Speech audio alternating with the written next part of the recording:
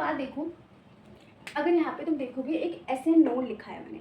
SN node क्या होता है? ये नोडल मस्कुलेचर होता है। ऐसे छोटे छोटे मतलब मसल्स के नोड जैसे स्ट्रक्चर्स प्रेजेंट होते हैं, ठीक। ये ऑटो एक्साइटेबल होता है। ऑटो एक्साइटेबल का क्या मतलब है कि एसएन नोड को बाहर से किसी एक्सटर्नल स्टिमुलाई की जरूरत नहीं है एक्शन पोटेंशियल जनरेट करने के लिए, ये खुद ही एक्शन पोटेंशियल जनरेट कर लेता है।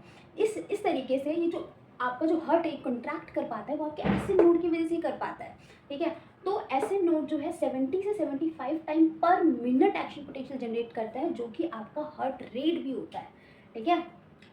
ओके, अब देखो यहाँ पे एसएन नोड है, तो एसएन नोड की लोकेशन पूछी जाती है। तो एसएन नोड की लोकेशन क्या होती है? Upper right corner of right artery, ठीक है। और ऐसे एवी नोड भी, ये भी एक नोडल मस्कुलेचर है जो lower left corner of right artery में प्रेजेंट होता है। उसके बाद जो एवी नोड है आगे ये बनाता है एवी बंडल, ठीक है, at the top of interventricular septum. उसके बाद ये जैसे नीचे आता है ये दो ब्रांचेस में डिवाइड हो जाता है, right atrioventricular branch and left atrioventricular branch.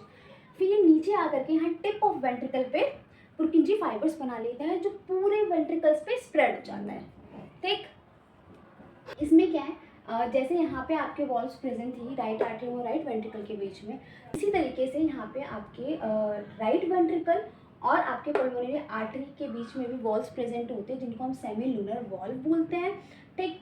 पहले तो समझो वॉल्व का काम क्यों है, क्यों, हर चीज़ का एक रीज़न होता है, ठीक। यहाँ पे वॉल्व इसलिए प्रेजेंट है कि मान लो राइट आर्टरियम से राइट वेंट्रिकल में जो ब्लड आया वो पीछे बैकफ्लो ना हो जाए, तो जैसे ही ब्लड अंदर आता है प्रेशर जनरेट होता है और ये वॉल्व्स बंद हो जाती हैं, तो जो ब्लड होता है वो बैकवर्डली फ्लो नहीं कर पाता है, ठीक है।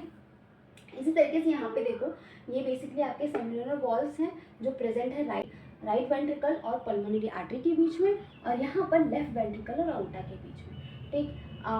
बेसिकली ये पल्मोनरी ट्रंक है, यहाँ से आपका जो पल्मोनरी आर्टरी होता है वो ब्लड को लंग्स तक लेके जाता है और लंग से ऑक्सीजन ब्लड पल्मोनरी वेन के थ्रू आपके बेसिकली लेफ्ट आर्टरियम में आता है, ठीक।